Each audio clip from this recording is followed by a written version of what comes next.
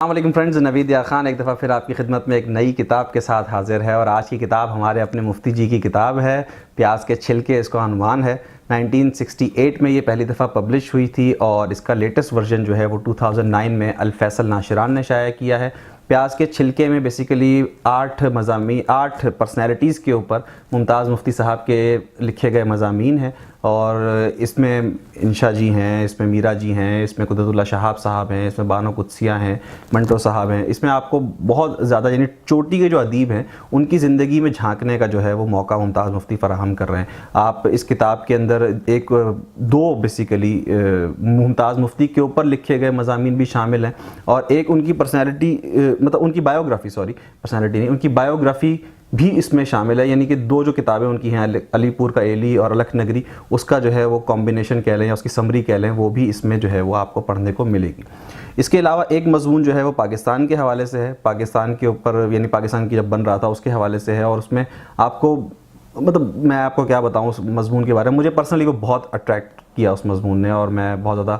اس مضمون کو اپنے دل کے قریب محسوس کرتا ہوں۔ تو آپ اس کتاب کو پڑھیں گے تو آپ کو اندازہ ہوگا کہ پیاز کے چھلکے اس کا نام کیوں رکھا۔ پیش لفظ میں ممتاز مفتی جو ہیں وہ یہ جواب دیتے ہوئے نظر آتے ہیں کہ پیاز جو ہے بیسیکلی اس کو جو ہے وہ انسانی شخصیت سے انہوں نے تشبیہ دی ہے، اور انہوں نے کہا ہے کہ انسانی شخصیت جو ہے وہ پیاز کی مانند ہے، اور فرد کی حیثیت جو ہے وہ پیاز کے چھلکوں کی ہے۔ جس طرح ہم بظاہر دیکھیں تو سارے چھلکے ایک جیسے لگتے ہیں، لیکن جب ہم ان کو جدا کرتے ہیں، جب ان کو ہم الگ کرتے ہیں تو ہمیں اندازہ ہوتا ہے کہ بھئی سب کی حیت جو ہے، سب کی جو شکل ہے وہ ایک دوسرے سے تھوڑی سی ڈیفرنٹ ہے۔ اسی طرح انسانوں کا بھی ہے کہ بظاہر جو ہے سارے انسان لگتے ہیں، 2 آنکھ 1 ناک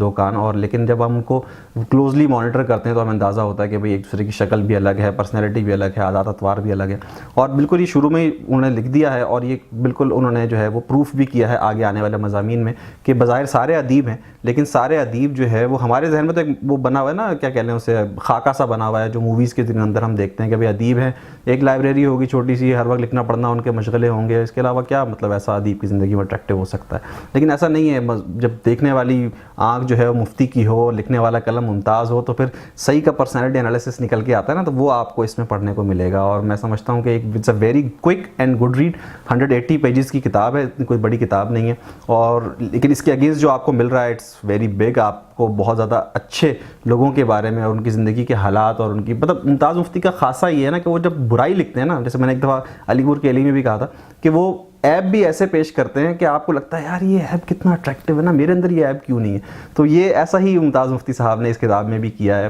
بس ایک چھوٹی سی چیز جس نے مجھے تھوڑا سا مطلب کنفیوز کیا کہ جب اس میں بانو قدسیہ صاحبہ کا ذکر ہے تو ہمارے اشفاق صاحب کا ذکر اس کتاب میں موجود نہیں ہے۔ اس کی کیا ریزن ہے آئی ڈونٹ نو، لیکن اب وہ پوچھ بھی نہیں سکتے، مفتی صاحب تو ہمارے بیچ رہے نہیں، لیکن ان سے ضرور پوچھتے کہ بھئی ان کے اوپر کیوں نے لکھا۔ بہرحال کوئی نہ کوئی ریزن رہی ہوگی، اور Mumtaz Mufti was a very good friend of Ashfaq sahab, اور they both had a lot of things done together. تو